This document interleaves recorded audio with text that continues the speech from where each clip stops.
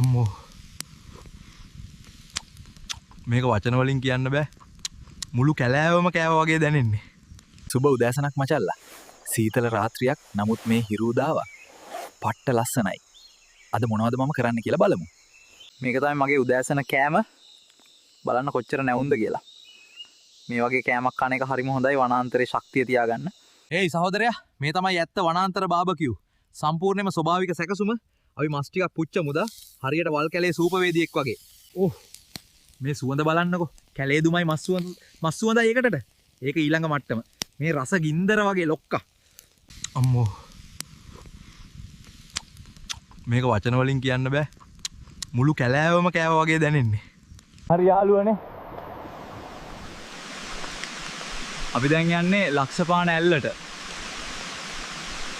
ඇල්ලට පාර දිඟයි. නමුත් හොඳ වෝක් එකක්.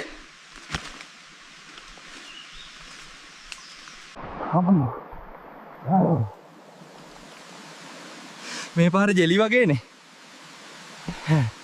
අන්න බලන්න එහා පැත්තේ ලක්ෂපාන ඇල්ල. ඒක හරිම ලස්සනයි. මොකද්ද මේ ලස්සන? පුදුමයි නේද? මේ වගේ පිරිසිදු වතුර බොන්න ලැබෙන එකත් වාසනාවක්.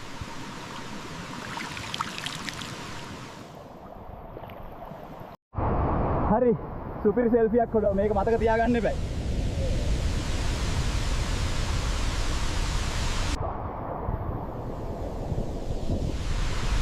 වතුර වදින්නේ හෙන ගහනවා වගේ. මේ තමයි ජීවිතේ සතුට.